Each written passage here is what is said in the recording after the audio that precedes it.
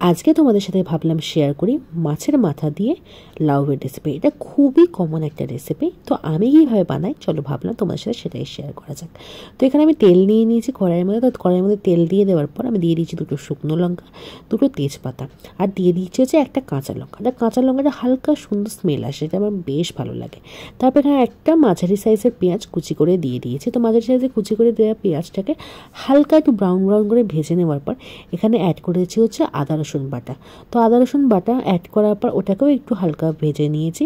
তারপর যখন হালকা লেগে লেগে আসছে তখন আমি এখানে লাউ আর আলুটা ভালো করে কেটে ধুয়ে নিয়েছিলাম, তো সেটা আমি দিয়ে দিয়েছি। লাউ থেকে প্রচণ্ড পরিমাণে জল বেরোতো, তার জন্য তোমাকে লাউয়ে তরকারিতে আর এক্সট্রা জলের দেওয়ার প্রয়োজনই হয় না। তো এখানে লাউটা দিয়ে দেওয়ার পর এখানে দিয়েছি কিছু মশলা, হলুদ গুঁড়ো, লঙ্কা গুঁড়ো, ধনে জিরে গুঁড়ো আর নুন। তারপর এখানে ভালো করে কিন্তু এটা নাড়াবো, মানে যতক্ষণ হোক ভালো করে কষাবো। কষাতে কষাতে একটা টাইমের পর কিন্তু জল একদম শুকিয়ে যাবে। তো অনেকেই এখানে লাউটাকে একটু সেদ্ধ করে দেয়, বাট আমি লাউটাকে সেদ্ধ করি না। আমি কড়াইতের মধ্যেই বারবার নাড়াতে নাড়াতে নাড়াতে নাড়াতে মানে কষাতে কষাতে পুরোপুরি এটাকে সফট করার চেষ্টা করি।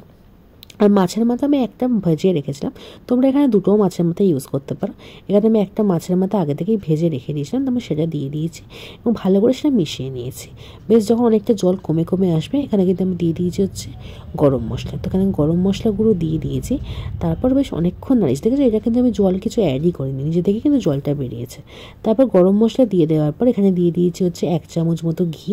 তো গরম মশলা দিয়ে ঘি দেওয়ার পর নামিয়ে দিয়েছি। তোমরা নাবিয়েও কিন্তু গরম মশলা ঘি অ্যাড করতে পারো। তো এইভাবেই তৈরি আমাদের টেস্টি টেস্টি মাছের মাথা দিয়ে লাউ। খেয়ে দেখো, খুব ভালো হয়।